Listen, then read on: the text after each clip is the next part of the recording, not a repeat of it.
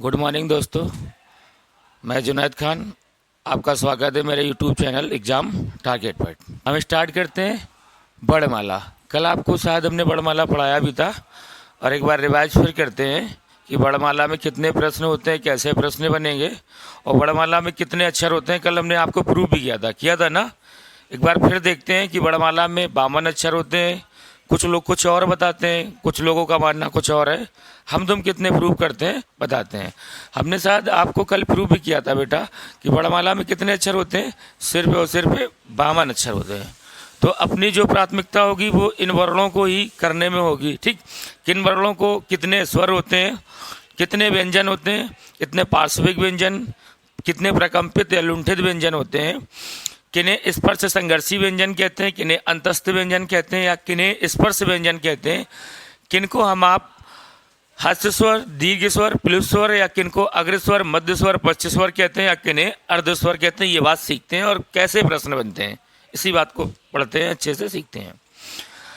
देखो, सबसे पहला प्रश्न हमने आपको बताया था, एक ही प्रश्न बनता है कि बेटा भाषा की सबसे छोटी इकाई क्या है। भाषा की सबसे छोटी इकाई क्या है, प्रश्न बन के आता है, भाषा की सबसे छोटी इकाई क्या है। भाषा की सबसे छोटी इकाई क्या है और ऑप्शन सुनो क्या लिख के आता है कि भाषा की सबसे छोटी इकाई क्या है। ये प्रश्न बन गया कि भाषा की सबसे छोटी इकाई क्या है। उसने ऑप्शन लिखा ए, बी, सी और क्या लिखा डी। पहले में लिख दिया वर्ड और दूसरे में जो लिखा है वो लिखा अक्षर और तीसरे में हमें लिख दिया ध्वनि। क्या लिखा है, ध्वनि। और चौथे में लिखा था ए और बी दोनों। क्या लिखा बेटा, ए और बी दोनों। ये तो लिखा है ए और बी दोनों। ये प्रश्न लिखा है, ये ऑप्शन लिखे और ऐसी प्रश्न है। ये यूपी पुलिस 2018 का प्रश्न है। ठीक, क्या कह रहा था, भाषा की सबसे छोटी इकाई क्या है। पहला ऑप्शन लिखा था वर्ड, दूसरा ऑप्शन लिखा था बेटा अक्षर और तीसरा ऑप्शन क्या लिखा था, ध्वनि। क्या लिखा है, ध्वनि। और चौथा जो ऑप्शन लिखा था ए और बी, क्या लिखा था, दोनों। बताइए क्या सही होगा। देखिए, हमने आपको पढ़ाया था कि भाषा की सबसे छोटी इकाई जो होती है वो ध्वनि होती है। अगर वो प्रश्न कहता कि ध्वनि के लिखित रूप को क्या कहते, तो ध्वनि के लिखित रूप को या तो वर्ड कहते या तो अक्षर कहते, ताकि जिन्हें वर्ड कहते हैं उन्हें हम आप अक्षर भी कहते हैं। तो अपना कौन सा सही होगा, सी नंबर सही होगा। भाषा की सबसे छोटी इकाई क्या है, ध्वनि है। और ध्वनि के लिखित रूप को क्या कहते हैं, या तो वर्ड कहते हैं या तो अक्षर कहते हैं। तो कहने का मतलब जिनको वर्ड कहते हैं उन्हें हम आप क्या कहते हैं, अक्षर भी कहते हैं। ये पहला प्रश्न तैयार हुआ और प्रश्न आने का यही तरीका है। कहता बताइए भाषा की सबसे छोटी इकाई क्या होगी। दूसरा प्रश्न देखते हैं बेटा। दूसरा प्रश्न कहता है कि ध्वनि के लिखित रूप को क्या कहते हैं। ध्वनि के लिखित रूप को क्या कहते हैं, ध्वनि के लिखित रूप को क्या कहते हैं। तो ध्वनि के लिखित रूप को ऑप्शन सुनो, लिखा था ध्वनि के लिखित रूप को क्या कहते हैं। ए नंबर पे लिखा था ध्वनि, दूसरे नंबर पे लिखा था स्वर और तीसरे नंबर पर लिखा था वर्ड या अक्षर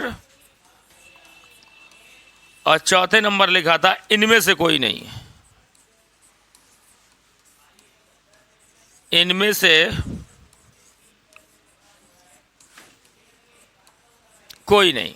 ठीक, ये अपना प्रश्न लिख के आया कि ध्वनि के लिखित रूप को क्या कहते हैं। देखिए, जो हम आप बोलते हैं मुझसे वो तो ध्वनि निकलती है। ठीक, वो ध्वनि ही कहलाती है। उसको जो लिखते हैं वो क्या कहलाता, या तो वर्ड कहलाता या तो क्या कहलाएगा, अक्षर कहलाएगा।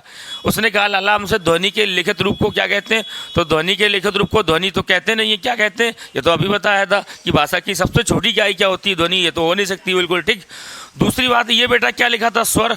स्वर उन्हें कहते हैं जिसका शाब्दिक अर्थ होता है स्वतंत्र। किन्हें कहते हैं, जिसका शाब्दिक अर्थ होता है स्वतंत्र, स्वर उन्हें कहते हैं। ये तो बिल्कुल नहीं हो सकता। तीसरा ऑप्शन लिखा था लाला कि वर्ड या अक्षर। हाँ बिल्कुल सही। भाषा की सबसे छोटी इकाई या तो वर्ड होती या तो क्या होती है, अक्षर। मतलब जिन्हें हम आप वर्ड कहते हैं उन्हें क्या कहते हैं, अक्षर भी कहते हैं। कितने प्रश्न हुए, दो। भाषा की सबसे छोटी इकाई ध्वनि और ध्वनि के लिखित रूप को या तो वर्ड या तो अक्षर। कितने प्रश्न तैयार हुए, दो। तीसरा प्रश्न कहता है कि इनमें से तीसरा प्रश्न क्या था बेटा, इनमें से किसका शाब्दिक अर्थ, इनमें से किसका शाब्दिक अर्थ स्वतंत्र होता है? इनमें से किसका शाब्दिक अर्थ स्वतंत्र होता है? कह रहा इनमें से, चार ऑप्शन देता है कि इनमें से किसका शाब्दिक अर्थ स्वतंत्र होता है, ए, बी, सी और डी। ए नंबर पे हम तुम लिखते हैं व्यंजन, क्या लिखते हैं लाला? दूसरे नंबर पे लिखते हैं वर्ड, तीसरे नंबर पे क्या लिखते हैं? अक्षर, और चौथे नंबर पे हम तुम लिखते हैं स्वर। क्या लिखते हैं? स्वर। प्रश्न को बहुत अच्छे से समझना, ये भी आया हुआ प्रश्न है, कहता किसका शाब्दिक अर्थ स्वतंत्र होता है? दोस्त, किसका शाब्दिक अर्थ स्वतंत्र होता है?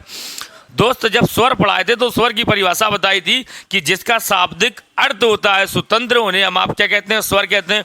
स्वर जो होते हैं वो ताकतवर होते हैं, फ्री होते हैं, उनको किसी की जरूरत नहीं होती। अगर तुम्हें और अच्छे से पहचानना तो तुरंत व्यंजन में आते हैं। तो व्यंजन मालूम क्या कहता है? व्यंजन कहता है कि स्वरों की सहायता से, स्वरों की सहायता से बोले जाने वाले वर्णों को व्यंजन वर्ण कहते हैं। इसका मतलब अगर स्वरों की सहायता से बोले जाते हैं तो वो व्यंजन कहलाते हैं। तो स्वर कैसे होंगे दोस्त? फ्री होंगे। आपने व्यंजन का कोई भी अक्षर देखा होगा, अगर शुरुआत से आप लिखोगे तो भैया वो पहला अक्षर कैसा बनेगा? आधा बनेगा। कन्फर्म है? संयुक्त व्यंजन आपको बताए थे कल, छत्रज्ञ और श्रीमान वाला सा। तो जब छा को तोड़ा था तो का और सा के संयोग से, ता और रा के संयोग से, तो पहला अक्षर कैसा बनाया था लाला? आधा बनाया था। तो वही बात वो कह रहा है कि कह रहा था किसका शाब्दिक अर्थ स्वतंत्र होता है? तो व्यंजन तो बिल्कुल नहीं हो सकता। हो सकता दोस्त? नहीं हो सकता। ताकि व्यंजन कह रहा था स्वरों की सहायता से बोले जाने वाले वर्णों को व्यंजन वर्ण कहते हैं। अगला क्या लिखा था लाला? वर्ण। सुनो, एक खास बात सुनो मेरे दोस्त, जिन्हें वर्ण कहते हैं उन्हें अक्षर भी कहते हैं। दूसरे शब्दों में जिन्हें वर्ण कहते हैं उन्हें अक्षर भी। और इनकी परिभाषा क्या थी कि ध्वनि के लिखित रूप को या तो वर्ण कहेंगे या तो अक्षर कहेंगे। भाई मुंह से जो ध्वनि निकालते हैं और निकालने पर जो लिखते हैं वो क्या कहलाते हैं? या तो वर्ण लिखेंगे या तो अक्षर लिखेंगे। देखो इनमें से ना तो यार दोस्त ये हुआ, ना ये हुआ, ना ये हुआ। अब हमारे पास चौथा ऑप्शन बचा जिसमें लिखा था स्वर, और हमने देखा यार स्वर लिखा है तो स्वर की परिभाषा याद आई कि जिसका शाब्दिक अर्थ होता है स्वतंत्र वो तो स्वर कहलाते हैं। या दूसरी एक और परिभाषा बताई थी कि ऐसे वर्ण जो बिना किसी दूसरे वर्ण की सहायता से बोले जाएं उन्हें भी क्या कहते हैं बेटे? स्वर कहते हैं। क्या कर रहा था? ऐसे वर्ण जो बिना किसी दूसरे वर्ण की सहायता से बोले जाएं। उसका कहने का सारांश था भैया कि ऐसे वर्ण जिसको किसी की जरूरत ना हो उन्हें क्या कहेंगे? स्वर कहेंगे। तो क्या हो गया अपना आंसर? डी। क्या कहलाएगा? किसका शाब्दिक अर्थ होता है बेटा? स्वतंत्र। स्वर का शाब्दिक अर्थ होता है स्वतंत्र। अगला प्रश्न देखते हैं दोस्त। अगला प्रश्न कह रहा था वर्णों के क्रमबद्ध एवं सुव्यवस्थित समूह को, वर्णों के क्रमबद्ध एवं सुव्यवस्थित समूह को भैया कह कहते हैं। ठीक, क्या कहते हैं? ऑप्शन देखते हैं। वर्णों के क्रमबद्ध एवं सुव्यवस्थित समूह को कहते हैं ए, बी, सी, डी। ए नंबर पे लिखेंगे स्वर, और दूसरे नंबर पे लिखेंगे दोस्त व्यंजन, और तीसरे नंबर पे लिखते हैं वर्णमाला, और चौथे नंबर पे लिखते हैं दोस्त ए और बी दोनों। ए और बी क्या कहते हैं? दोनों कहते हैं। यह सन 2018 यूपी पुलिस का प्रश्न है कि वर्णों के क्रमबद्ध, अगर किसी ने दिया होगा तो कन्फर्म में याद होगा, वर्णों के क्रमबद्ध एवं सुव्यवस्थित। दोस्त सु माने होता है सुंदर और व्यवस्थित माने होता है व्यवस्थित करना। मतलब वर्णों को सुंदर तरीके से क्रम से लगाते हुए व्यवस्थित करना क्या कहलाएगा? स्वर कहलाएगा दोस्त, व्यंजन कहलाएगा, या वर्णमाला कहलाएगा, या ए और बी दोनों कहलाएगा। ठीक यार, स्वर तो वो थे, स्वर की परिभाषा अभी अभी बिल्कुल बताई थी आपको कि जो स्वतंत्र हो वो क्या कहलाएंगे? दो स्वर कहलाएंगे। और स्वरों की सहायता से बोले जाने वाले वर्णों को क्या कहते हैं मेरे दोस्त? व्यंजन वर्ण कहते हैं। ठीक, ये तो दोनों बिल्कुल नहीं हो सकते ना भैया, ये हो सकता और ये ना ये हो सकता। कह रहा था वर्णों के क्रम, जब जब मेरे दोस्त क्रम की बात आए और क्रम के साथ में उसको सुंदर तरीके से व्यवस्थित किया जाए मेरे दोस्त, हमेशा वर्णमाला कहलाता है। क्या कहलाता है? वर्णमाला। बहुत इंपॉर्टेंट प्रश्न है कि वर्णों के क्रमबद्ध एवं सुव्यवस्थित समूह को क्या कहते हैं भैया? हो वर्णमाला कहते हैं। क्या कहते हैं? वर्णमाला। तो जब जब क्रम की बात आएगी तो वर्णमाला कहलाएगा, और जब जब ध्वनि का लिखित रूप होगा या तो वर्ण कहलाएगा या तो अक्षर। और भाषा की सबसे छोटी इकाई क्या होगी? भाषा की सबसे छोटी इकाई ध्वनि, और ध्वनि के लिखित रूप को या तो वर्ण या तो अक्षर। आगे कहता है दोस्त, कहता है कि वर्ण के कितने भेद होते हैं? अगला प्रश्न बना, ये भी पुलिस का आया हुआ प्रश्न है कि वर्ण के भेद कितने होते हैं? वर्ण के भेद कितने होते हैं? वर्ण के भेद कितने होते हैं? ठीक, वर्ण के भेद कितने होते हैं, ये प्रश्न बन के आया। ए, बी, सी और डी। ठीक, वर्ण के कितने भेद होते हैं? लिखा था 2, 3, 4 और ये लिखा था 5। वर्ण के कितने भेद होते हैं दोस्त? वर्ण के 2 ही भेद होंगे, पहला स्वर और दूसरा व्यंजन। तो कौन सा ऑप्शन सही होगा अपना? ए नंबर। क्या कहलाएगा लाला? पहला स्वर कहलाता है और दूसरा बेटा क्या कहलाता है? व्यंजन कहलाता है। पहला क्या कहलाता है? स्वर। तभी तो आपको बताया था, जिन्हें क्या कहते हैं हम, आप तुम स्वतंत्र हो। बिल्कुल, कैसे हो? स्वतंत्र। उन्हें क्या कहा जाता है? स्वर कहा जाता है। और स्वरों की सहायता से, किसकी सहायता से दोस्त? स्वरों की सहायता से जो भी वर्ण बोले जाते हैं मेरे दोस्त, वो क्या कहलाते हैं? व्यंजन वर्ण कहलाते हैं। कितने भेद हो गए? 2, पहला स्वर और दूसरा व्यंजन। इसका मतलब स्वरों की सहायता से जो जो जो बिल्कुल फ्री होंगे वो स्वर कहलाएंगे, और जो स्वरों की सहायता से बोले जाएंगे वो क्या कहलाएंगे? व्यंजन वर्ण कहलाएंगे। कितने हो गए? 2 हो गए। तो एक एक करके बढ़ते हैं। तो पहला कौन सा ऑप्शन सही होगा अपना? 2 वाला सही होगा। अगला प्रश्न कह रहा था भैया, कह रहा था कि किसके, ये अगला प्रश्न कह रहा था किसके अनुसार, किसके अनुसार स्वर के 3 भेद होते हैं? ये भी यूपी पुलिस 2018 का प्रश्न है। अगर शायद किसी ने दिया हो, किसके अनुसार, क्या लिखा था लाला? किसके अनुसार, किसके अनुसार स्वर के 3 भेद होते हैं? कितने होते हैं बेटा? 3। किसके अनुसार स्वर के 3 भेद होते हैं? ये सारे लोग जानते हैं कि भैया स्वर के 3 ही भेद होते हैं, हास्य स्वर, दीर्घ स्वर और प्लुत स्वर। सबको अच्छे से मालूम है। मगर उसने कहा दोस्त किसके अनुसार? ऑप्शन सुनो, ए, बी, सी। पहला ऑप्शन लिखा था उच्चारण काल एवं मात्रा के अनुसार। उच्चारण काल एवं मात्रा के अनुसार। दूसरा ऑप्शन लिखा था मेरे दोस्त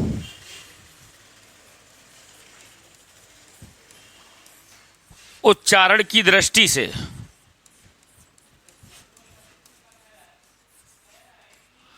तीसरा ऑप्शन लिखा था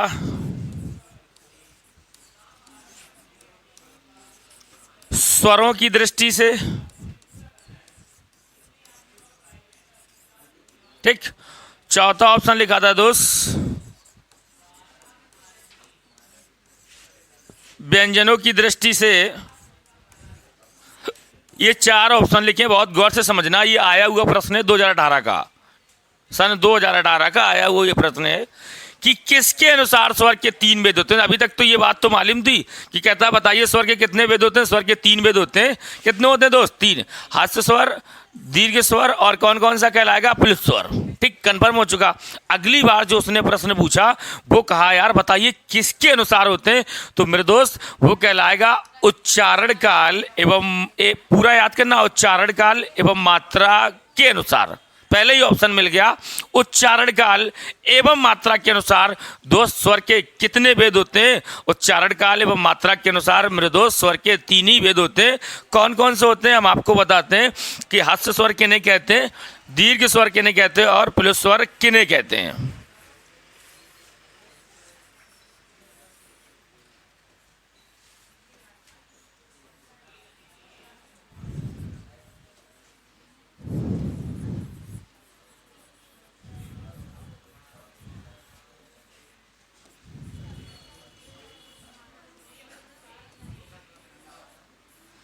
ठीक, कितने भेद हो गए? 3।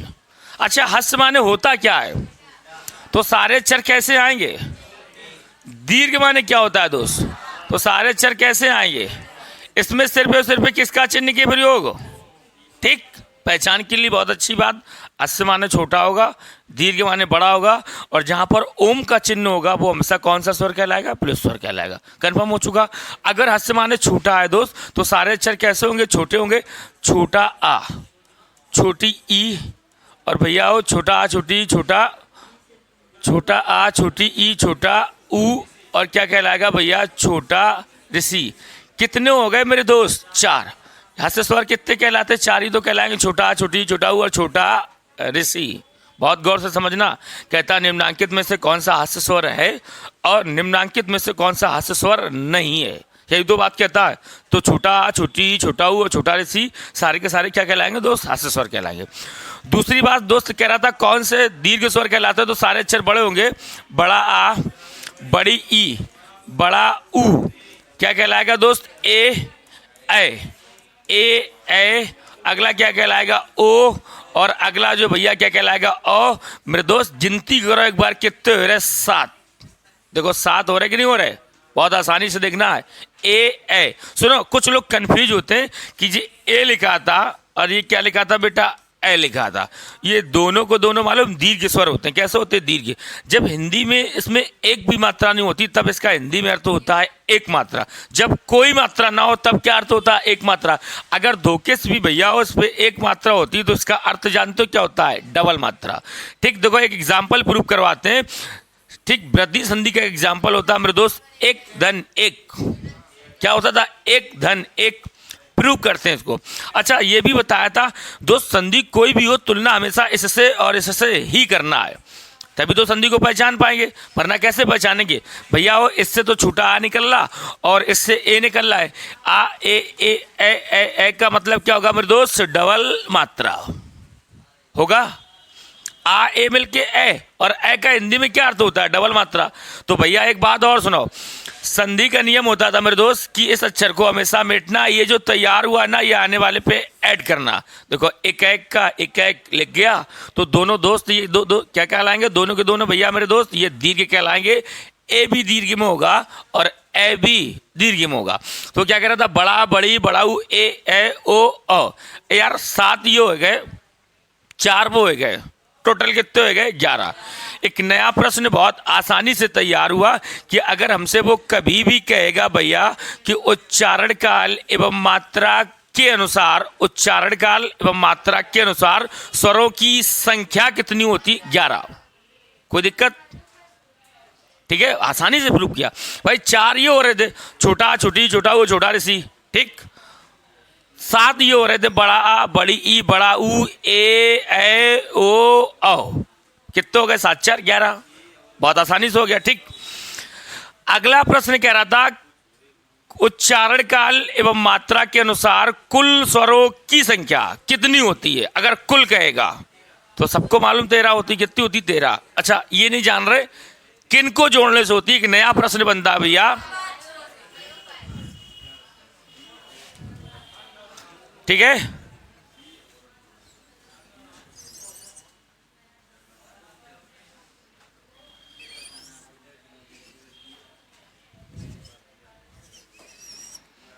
पहले एक प्रश्न सुनते हैं, पहले इसको पूरा करते हैं, फिर आगे बढ़ते हैं।